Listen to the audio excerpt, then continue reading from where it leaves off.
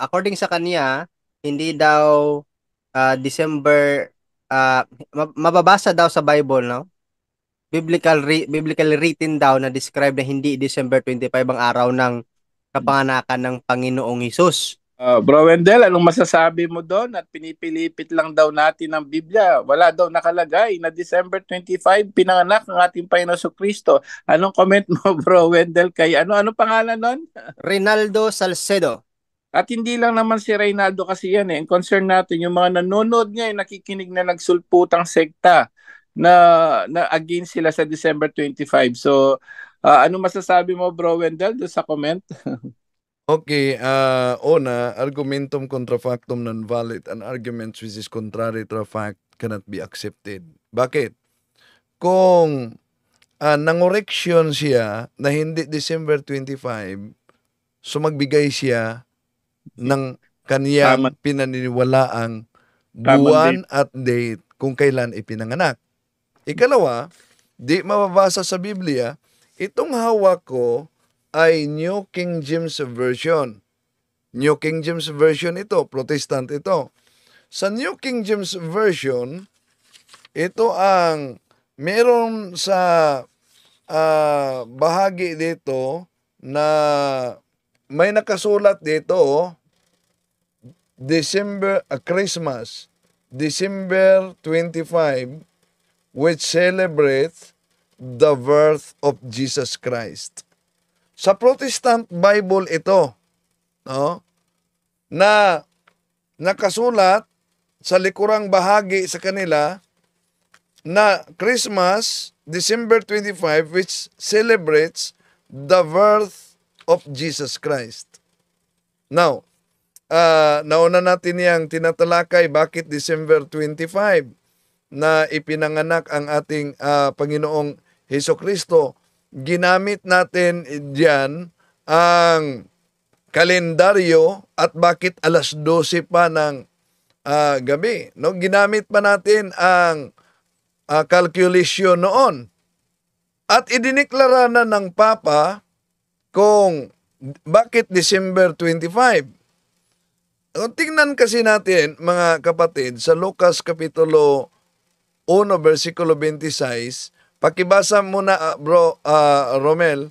Nang ika-6 na buwan ng pagdadalang tao ni Elizabeth, ang anghel na si Gabriel ay isinugo ng Diyos sa Nazareth sa isang lungsod sa Galilea upang kausapin ang isang dalaga na ang pangalay Maria.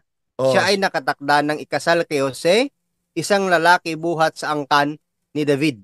so ika-6, may counting diyan ika-6 na buwan. Pero, balik muna natin sa saan nagsimula yon.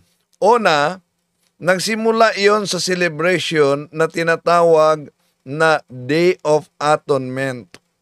Ano ba yung Day of Atonement? Bakit matukoy natin ang December 25?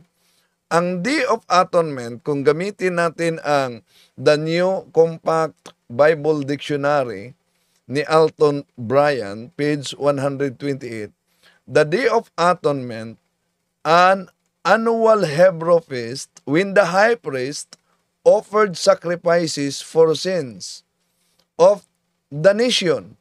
It was observed on the 10th day of the 7th month.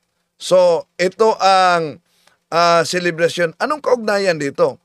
Itong Day of Atonement na celebration nila, ito ang celebration kung saan si Zacarias pumasok sa templo. Ito mabasa natin. Zachary, who as a high priest, entered the temple on the Day of Atonement, received therefore the announcement of John's conception in September. 6 months later, Christ was conceived. So, September. Ano ba ang 6 months later sa September? Magbilang kayo. Kaya binasa natin ang Lucas Kapitulo 1, versikulo 26. Nabasa na sa ika-6 na buwan. Yung mula sa buwan ng September, Brad Romel, anong ika-6 na buwan? March. March. March 25. No? Mula sa tinatawag na ika-6 na buwan dahil sa kasaysayan, September 25, yung September 25, 6 BC yun, na ipinaglihi si John the Baptist at bibilangin natin ang 6 na buwan hanggang sa pagpakita ng Anghel Gabriel sa mahal na Birhen Maria ayon sa Lucas Kapitulo 1, versikulo 26, yun ay pitsa na nakatatak sa March 25, 5 BC, ang unang araw ng pagbuntis ni Santa Maria. So mula sa March 25, bibilang tayo ng 9 na buwan sa panahon ng pagbuntis ng isang babae para matutukoy natin, mga kapatid, ang araw ng kanyang kapanganakan, lalo na sa ating Panginoon Hesus. Yun ay December 25,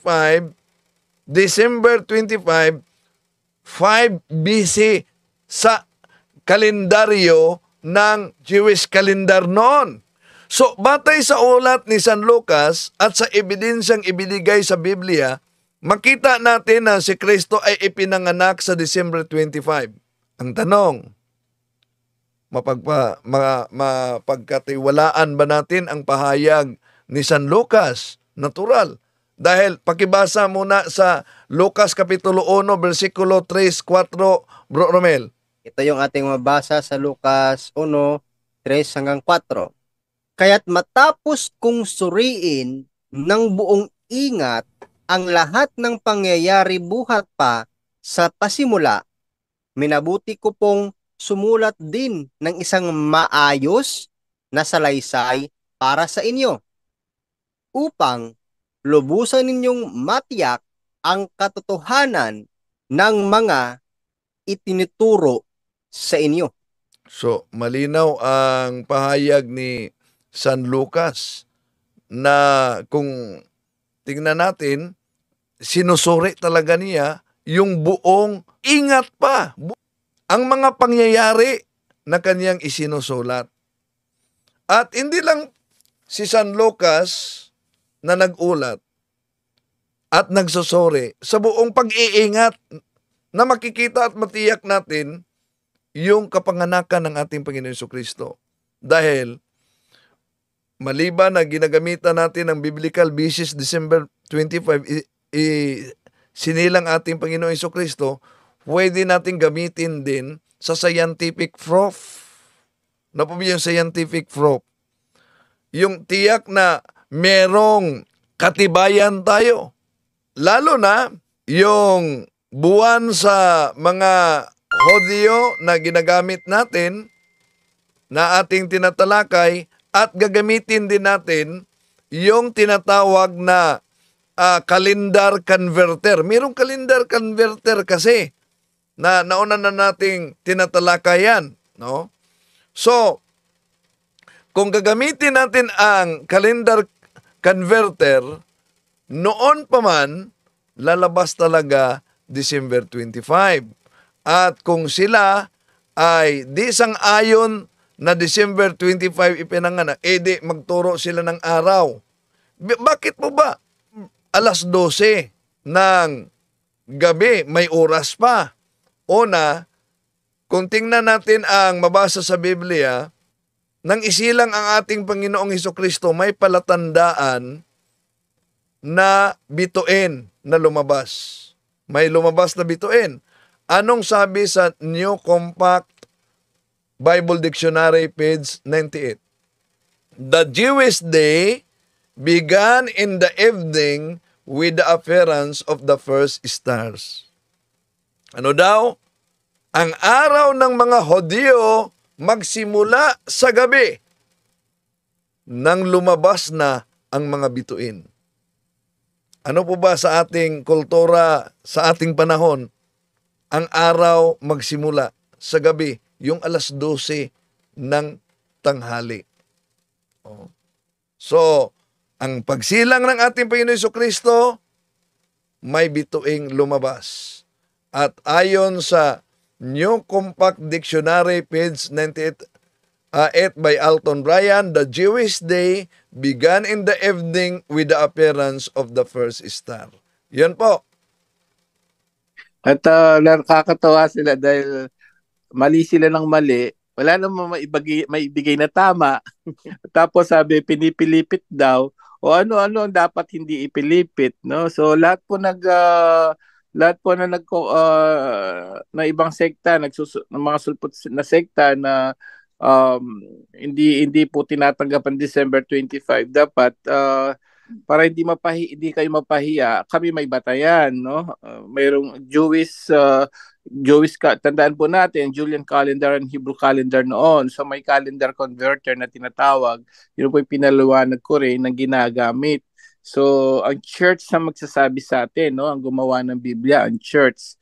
So kaya nga kailangan kung tayo ay tututol, make sure po na meron po tayong ibang sasabihin. Pag mali, hindi may tama. Dapat yung tama ibibigay din natin. Ngayon kung wala, nakakahiya lang. Huwag na kayong mag-comment na mali. Hindi nyo nga alam yung tamang date, paano naging mali.